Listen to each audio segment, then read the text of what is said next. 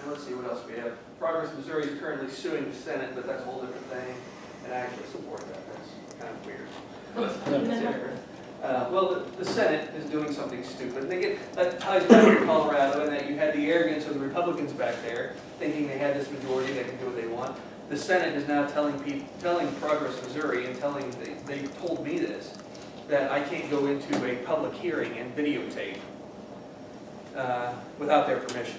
And I say, well, last I knew you worked with me, so. But you know, that's the arrogance. You can't. If this were a Senate chamber, I could tell all of you to put your phones away, put your cameras away. There'll be no recording in here at all. Does that seem right to you? No. It doesn't seem right to me. It's not even good, you know, just from an image perspective. The first thing that came to my mind is, what are you hiding? What do you not want everybody to see? But yeah, again, when I talk about flipping the state, I keep seeing these correlations, the arrogance of Colorado Republicans in the early 2000s, the arrogance of Missouri Republicans now. They've got this super majority, 118 House members. You know, how many of those House members ran unopposed last year? Anybody know? All three of them here. They have 118 members in the House, 50 of them ran unopposed. Now you're telling me, with Ted Trimpa, what he said was funding the right state and local races, that they couldn't flip all 50 of those in one go? They wouldn't even see it coming. Would not even see it coming. So, in the backgrounds in Missouri, you got the teachers, unions, and lawyers, AFL-CIO. Interesting side of the AFL-CIO, the AFSCME, the Public Workers Union in Missouri. One of the members of that is actually the president of Progress Missouri. Again, showing the incestuous nature, how they all work together. Some more people in Missouri here. Missouri Jobs with Justice. Those are the folks who are organizing the Fight for 15, the people who think they need $15 an hour to flip burgers. Missouri Jobs with Justice, working on that. And Governor Nixon actually appointed a member of that group to the Ferguson Commission, because that makes sense. Missouri Organizing Collaborative. These folks down here are more national, but they have a presence in the state. Now, remember how Danny Carroll's opponents had all those contributions from out of state?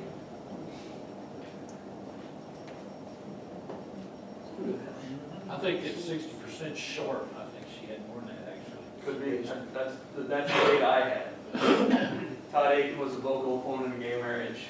Guaranteed 10 Gill saw that and sent some emails. So here's how it should work. Investigative arm uncovers some alleged wrongdoing. The ethics comes in and says, hey, look at this. This is wrong here. We need to have an investigation. The blogs in the state pick this up. And, you know, ethics calls for an investigation over here. There's a lot of political chatter created, and also the mainstream media says, hey, what's going on over here? We need to cover that. Doesn't matter if any of it's true. They just know, and this is the cold hard facts of it. If they see political chatter, they say, look, if it's causing page views over here, if we write about it, it'll cause page views on our site, and that increases our revenue. So that political chatter equates to money to the media. It's just a fact of it. So in action in Missouri, I sat and watched this unfold. I sat and watched it, and I was like, I've got to respect how efficient they are with this. It was very impressive.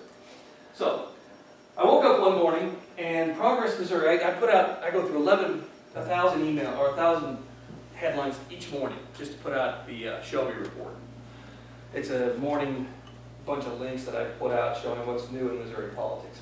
So this one morning, I looked to see Progress. I looked to see if there were any new YouTube videos from Missouri politics, and saw that Progress Missouri had uploaded like 6 or 7 at 5 o'clock in the morning. I thought, that's curious. So I watched them, and it was these videos here. And basically, it's these guys saying, yeah, we're home health care workers, and we're really poor, and we get paid minimum wage, and we need a raise. We need more. And then at the end of it, it says, go to 11isnottoomuch.com and send an email to Governor Nixon telling him these folks deserve a raise. So I had nothing better to do at 5 o'clock in the morning. I went to 11isnottoomuch.com, and it was nothing but a redirect site, meaning once you go to that site, it sends you to another site. And it sent me to the SEIU website, where you see this. And you click here to take action, and it has a prefabricated email you send to Governor Nixon, and then ask me and SEIU have your email address to send you some lovely emails. But then I started watching Twitter. Anybody here on Twitter? Outstanding. I will come down here and do training on Twitter if I need to. So you got Progress Missouri. They're tweeting this out right there. Hashtag MoLedge. That's important because what that is, the hashtag categorizes tweets. So anything tagged with hashtag MoLedge you can search, and that is the hashtag for what's happening in Missouri politics. So Jeff Mazur, again, works with AFSCME and is president of Progress Missouri. He's tweeting this out. Progress Missouri's tweeting this out. Down here you can see it's getting retweeted. That's what this is. 5 retweets. Jeff got 10 retweets. They kept going. Progress Missouri sends another one out. The Missouri Home Care Union sends one out. It gets retweets. More retweets. Blah, blah, blah. Senator Nasheed's retweeting it. And it kept going. That was on August 27th. August 28th. All these stories pop up. 29th. It keeps going. The 3rd. The 9th. And then Progress Missouri starts putting these on YouTube, showing all the local news channels that are covering the story, getting more of their agenda out on the local newscasts. And it keeps going. 23rd, Post-Dispatch finally weighs in. Sean Nicholson, president of Progress Missouri, tweets it out. Progress Missouri tweets it out. And then finally, on October 20th, this always jams up here. I don't know what I've done. They get big raises. I'm going to have to go back and look at this because it always seems to jam up right there. There we go.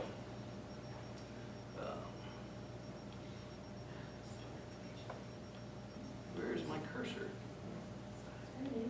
There it is. Okay. They get all these stories. They get their raise.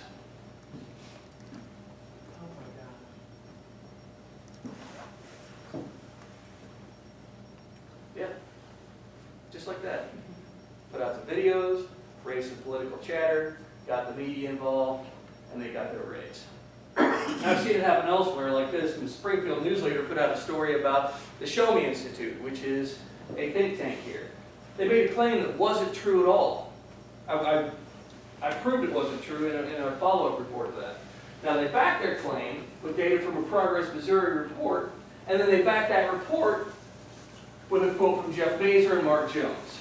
What they never explained was Jeff Mazur is president, or is one of the chairman or director or something of Progress Missouri, directly helped found the whole program.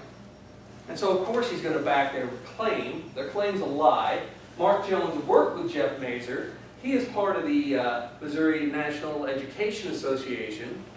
So they've got the unions backing the other unions back in Progress Missouri. Lying about a conservative organization. Oh yeah, remember Ferguson? Yeah, that was George Soros. He helped do that. Again, that was Missouri Organizing for Reform and Empowerment. $33 million through the Democracy Alliance, which helps fund Progress Missouri, which helps fund a lot of different places. So what do we have? The right 7 keys. The think tank, we've got the Show Me Institute, an outstanding organization, puts out a lot of free market literature, a lot of good information. And that is, they're also part of the State Policy Network, which is a whole other story that I'd love to tell, but I don't have time tonight. But yeah, they're solid and well funded. Generate intellectual ammunition. The Missouri Alliance for Freedom is fairly new on the scene. Have you guys met with Ryan Johnson? Has he been down here? Yes. Ryan's a good guy. Missouri Alliance for Freedom. They're more focused on holding people accountable, holding legislators accountable who run as a conservative, legislate as a progressive. But they put out a scorecard that tells people what people are doing. Mobilize for Elections, Americans for Prosperity is somewhat good at that. But training new leaders. I've been all over the state. Is there an organization out there in the state that is training conservative leaders? serve for self-governance. I would consider that. That's the first one somebody's ever said that. But yeah, I would consider that. I need to put that on there. But I mean, I go to Colorado for conservative leadership training, and it's fantastic. But and I'm trying to bring it back here. But again, What's it called out there? the leadership program of the Rockies, and it's fantastic. And they talked about the recall elections in the video. That was run by alumni of the leadership program of the Rockies. That was not by the party leadership or by party activists. That was alumni of that program. So that explains the power of training new leaders. Public interest law firm, I don't know of one. And who's pursuing investigations, fighting media bias, and maintaining a new media presence? That's me, by the way. I'll give you an example real quick. I was at a Missouri Senate Education Committee hearing.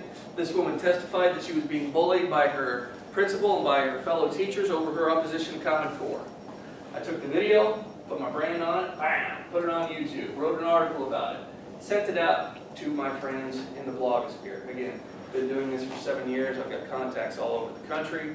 I sent it out and said, can you help me make this woman famous? Eagle Rising covered it. Truth in American Education, that's Shane Vanderhart, a friend of mine. Gateway Pundit covered it. MSNBC, boom, Breitbart covered it. Then the Blaze, I reached out to a friend of mine, the Blaze covered it. They ended up going to Dallas and were featured on the show. One guy with a camera did that. So when people tell me, well, I can't make a difference, I'm just one guy. I did that from a town of 30 people and 8 of them were in my house.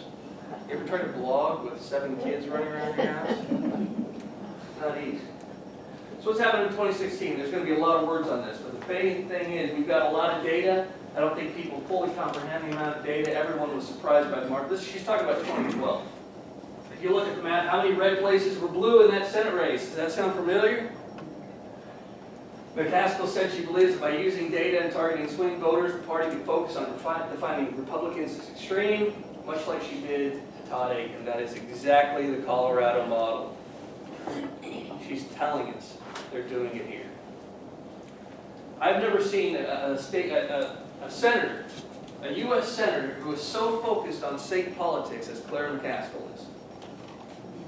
She talks as much about Jefferson City as she does about Washington, D.C. And she is fully involved in this Colorado model.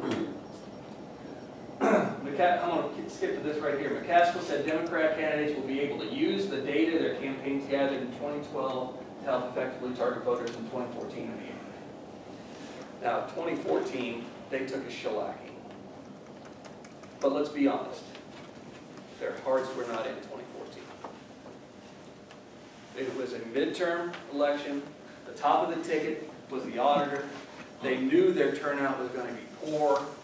Why would they throw a lot of money at an election they knew statistically they were already losers in? They wouldn't. And this is my evidence for that. November 2nd, 2014, Progress Missouri starts hiring. If they were serious about 2014, wouldn't they have hired that person months prior to the election? Or this one? Or these folks? All of them. Very close to the election. They weren't planning on 2014. They're focused on 2016, and they're going to spend a lot of money in 2016. Now, I'm not saying we're going to lose everything, but I'm saying it's not out of the question, is it? I mean, look at what they did in Colorado. And we've got a sleeping giant in our Republican Party. A lot of them don't even know this is going on. And the sad fact is, who's leading the campaign for campaign finance reform in Jefferson City right now? Republicans. And there are other issues. There's Republicans who are leading this asinine idea to make 501c4s disclose their donors. Now, what would happen? We talked about the Missouri Alliance for Freedom. They're a 501c4. They've got donors.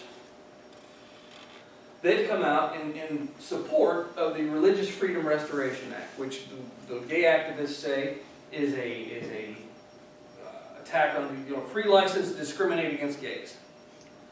So what happens if all their donors are disclosed? They get exposed One of those and bigots. then they don't Every donate one of them's a anymore. bigot, Yeah.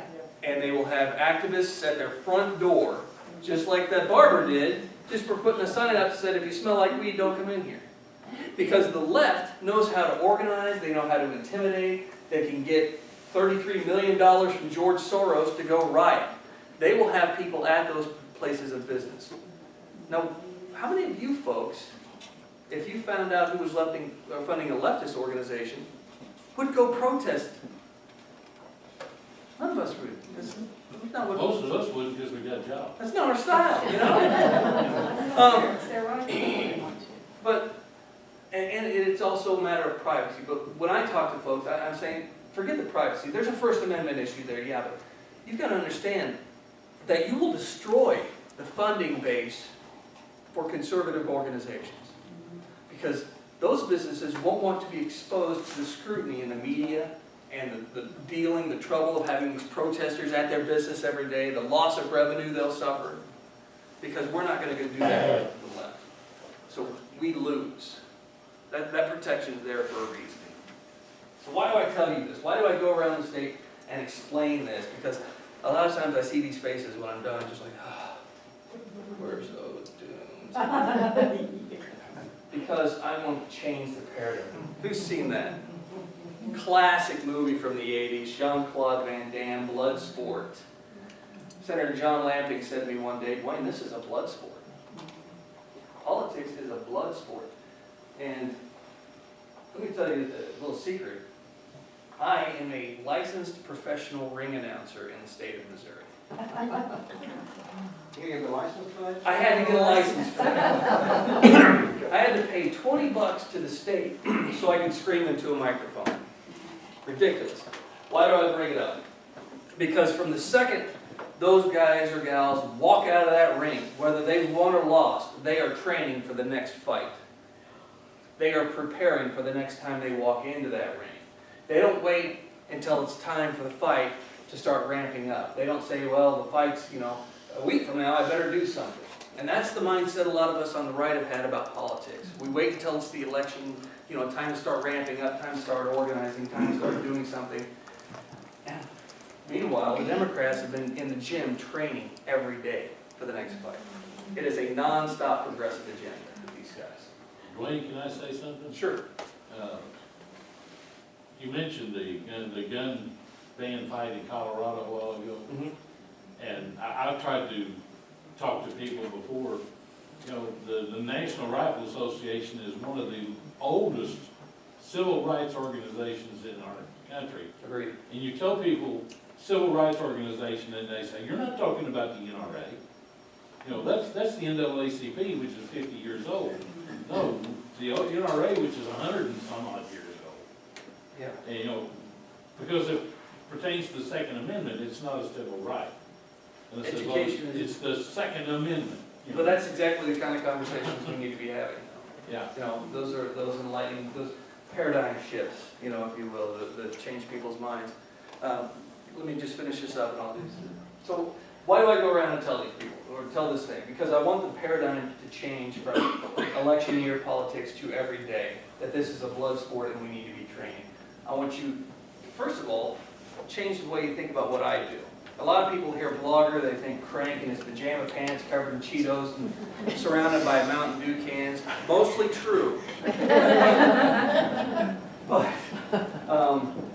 what I do is actually part of the new political machine. Because if I can write something and get that chatter going and get the news media to cover it, like I've done multiple times, then that can have an impact on the debate in Jefferson City. That can have an impact on the way bills are debated, on the way things go. I also want to clarify that it's a new political battlefield, and I want to encourage you all to engage. Who's got cell phones in here? Everybody's got a cell phone. Every cell phone has a camera. Every one of you can take photos and video wherever you go. I get emails, Dwayne, can you come down to Jeff City and videotape this hearing? That's a 4-hour drive for me, one way, and you've got a video camera on you,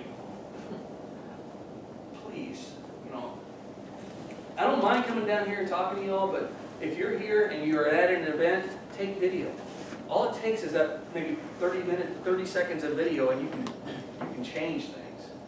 And send them to me. I don't need to upload them to the Missouri Torch YouTube page. Upload them to your YouTube, and then send me the link. Say, hey, you got to see this. Claire McCaskill was drunk, and she fell down and in a puddle of her own, vomit. It was hilarious.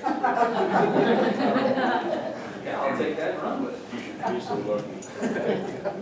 But that's my point. Not that I want you guys to walk out of here and say we're all doomed. I want you to understand that I am not alone in seeing this, that there are people across the state who see this, there are people across the state who are working, and that there are people who are on the level of the Tim Gills, of the Pat Strikers, who are seeing this and they're saying, yes, we have to start building.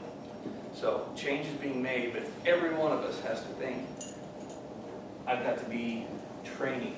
I've got to do something, what can I do today? If I'm going to this event, how can I take video? What can I do? How can I make a change? How can I volunteer? What can I do? Because I want you to think about this. In the next election, Hillary starts out with 230 electoral college votes. When you look at the states who have voted for Democrats since 1992, she starts out at 230. If we let them, Progress Missouri and their people, flip this state, that's more to her and less to a Cruz or a Paul or a Walker or whoever it ends up being. So it's not just a state level thing. If they can flip it for the national, for something like the president, that's big too. Because they already start out at an advantage. Anyway, that's my website, my email. Send me anything you want. Question? Yes, it's not a question. Last fall, just for fun, I went to a Progress Missouri meeting in Columbia. Oh, how was that? Bad. But one of the things that really hit me was I went to a breakout session about gun control. They are going to frame it as gun safety. And it's a lot more convincing. And they're going to ask people, well, don't you think people should be screened, or don't you think we should have background checks for guns? And they are reframing debates. They're changing the way they talk about things. And the gun control and gun safety sound completely different. Yeah, there's a concept called the Overton window. And the Overton window says that on the scale of issues, when you talk about gun control, you've got complete freedom, which would be nice. We don't have to check with anybody because it's our property. We can do with it whatever we want. And no freedom. You can't have guns at all. So on this scale, somewhere there's a window that politicians can propose legislation out of that will not result in revolution or any kind of pushback from them. So they've got to find a way to push their agenda, yet still have it inside that window. So Missourians might reject the call for gun control because that's outside the window, but gun safety is in the window, so that's something they can use. Everybody agrees with gun safety. Yeah, who doesn't? Background checks? All my guns have safety. No, I like that. I thank you for your time, and I thank you for listening. Thank you.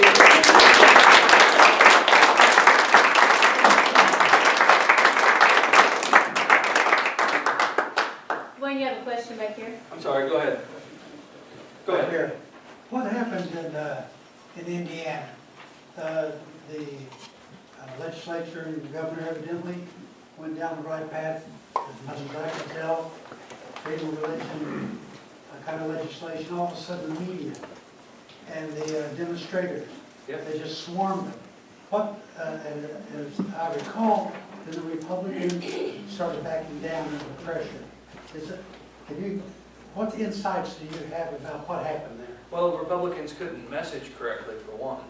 They weren't able to come back and say, look, this isn't about a gay issue, this is about a freedom of religion issue. They couldn't fight that, and they just, I think, seriously, what you understand is that every person sitting with an office operates on fear. They don't operate off of anything else but fear. I've had more than one person tell me that. They are scared of losing the next election, or this or that, losing a committee spot. So when they get a lot of pushback like they get scared. Pence has got further, He wants to be president. And so, no, he expanded Medicaid, he showed no spine there. So, I mean, that's what happened. They couldn't stand the pressure. Then meanwhile, not to advocate for a particular candidate, but you've got Scott Walker, who's got the entire leftist, institution fighting him, and he keeps moving forward. Big difference in between the way those two things were handled. He's got this. But the media really catches fire. Yeah, and in when a you situation see, like that. when you see, if you go on Twitter, you can, how did that turn back on? Weird. You can see Progress Missouri scheduling tweets throughout the day saying, Missouri, don't be the next Indiana. Just threatening. Because there's a bill similar to what Indiana did in the House right now, and so they're just saying, yeah, we'll do the same thing here. What happened in Indiana, I got relatives that lived there, they finally got enough of the unions, was losing all the jobs, and it's the right to work state, and that's when it really turned around. As soon as it became a right to work state, everything changed. Yeah. Yeah, we should do that here. Getting close. But, we'll see, we can't, I think we have, what did I say, 118 Republicans, and we can't get 92 votes for right to work. Our lieutenant governor said that they can't vote for right to work because they wouldn't get reelected. That's not true. They'll lose their majority as well. They will, they lost will it get anyway. reelected. The guys who voted for right to work last year got reelected.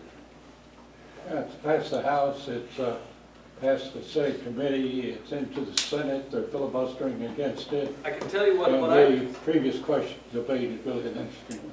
what I've heard is that it's being held in the Senate until the last day of session because they expect to bring it up. They expect it to get filibustered. They expect to do a PQ, which is a Previous pass question. the previous question, which is a parliamentary procedure, which would kill the filibuster. They don't ever use it, rarely used in the Senate. They expect it to pass out of the Senate on the last day. And then they expect it to be promptly vetoed. But at least they'll pass it out of the Senate. When it comes back for veto session, though, the question is, can they get 100 and, I think it's 108? 108 or 9. 108 to pass, to override the veto. That's the question. I don't want to take up any more of your time. No, please, if there's any more questions, keep going. We try to close up at about 8:30, so we've got more time to ask questions if you got any more. Or I can go on for 25 minutes. Okay, thank you. When we send money to a candidate, say Ted Cruz, does he get all of that money, or does he have to split it off with the GOP? You have to watch the link on the page, all right? If it's in, and even the page, once you get there, sometimes we'll say Citizens for Allen West, but it's going to go into the general GOP fund. Okay, you're going to have to watch exactly what the wording is on the page you make the donation on. That's the best advice I can tell you. Does Freedom Works have a place to send money? I'd send it to Cape County Tea Party. I was just gonna say the same thing, because what happens at the local level, we've got to control at the local level. I was serious, I wasn't kidding when I said we are training the next bunch of leaders, and Cape County Tea Party is helping fund that activity. With bringing in people to do the training and helping fund some of that stuff. So we're looking to create candidates, we're looking to create leaders that will go out and control instituted government. You don't have to necessarily run for office to control instituted government. With this room, we can probably control everything that's going on in Jefferson City. Everything that's going on in Jefferson City. That's how powerful just a few people can be after going through this training. I fully believe that. So if you haven't taken the training yet, please start taking the training. Get active between the meetings. Because if all we do is come to this meeting, we lose the republic. All we do is come to this meeting. Government in Jackson County or Cape County gets bigger. Cape City gets bigger. Jackson gets bigger. If you want more government control and less freedom, it's happening right here in this place. So we can start practicing here and then take it to Jeff City. We all need to contact our county commissioners and talk to them about how we feel about 12 people deciding we're going to take more taxes. because that was the difference in the vote in the election. Well, the time is not to do it, Well- after the election. The time Well, is to do they it weren't before. listening to me before the election, there weren't enough people. But if enough people hound them now, it might, slow them down before the next one. Self-governance training will teach you the The how, tools the tools, yes. to control the institute of government, because it can be done. And again, the work has to be done between the elections, between the meetings.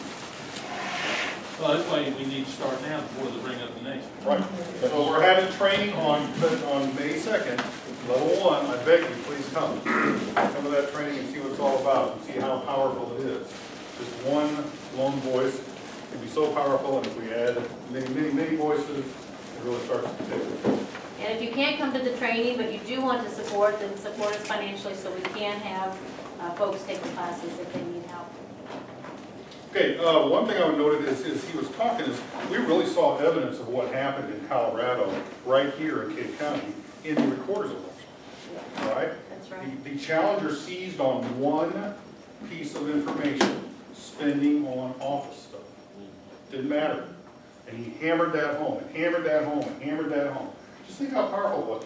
Those office improvements, or whatever you want to call it, were needed. They were needed. But he still took that one issue, and it didn't matter if it was true or not, did it? It didn't matter if it was true or not.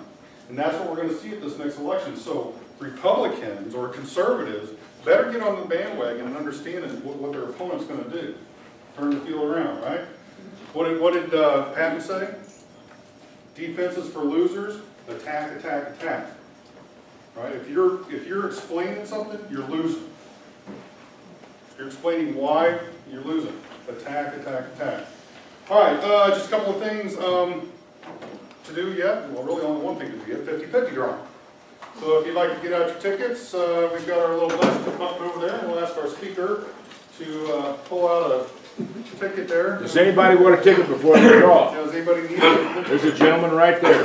Also, I see a couple of new faces here. I see a $65. couple of new faces here. Do we have a sign-up list back there? If you're not getting an email from me, you're not keeping up on the activities of Center for Self-Governance where the training is happening, or the Tea Party. So please, if you're not on that list, get on that list. If you're on that list, you will get an If you're email on with that list, links I don't every single who day. you are. Anybody else want a last minute ticket? Did you get it? One day. That's only get your computer once a week. He does Twice a week. research that you. Let's see, what else? We have the gun safe raffle going on. That will hopefully be given away next month. We still have plenty of tickets to sell, so if you want to get in on that, please grab a ticket. You ready? 144930. 144930. 144930. That's right. That's the round we just did. You got it? There you go. A donation. Last minute purchase. All right, anything else we need to discuss yet tonight? Thank you, Curtis. I'm sorry I didn't get you. Thank you. Amanda, thank you, Curtis and Amanda, for your presentation. I hope we have more time next time. You guys come back. Thank you so much, Dwayne. It was a great presentation. We'll have the video up on our website. We'll get a link to the video that he showed, and we'll put his information on our website. Thank you very much, folks. Hope to see you over People Brave. Anybody want a brochure on self-governance? I guess if you have money, you don't have more time to dedicate.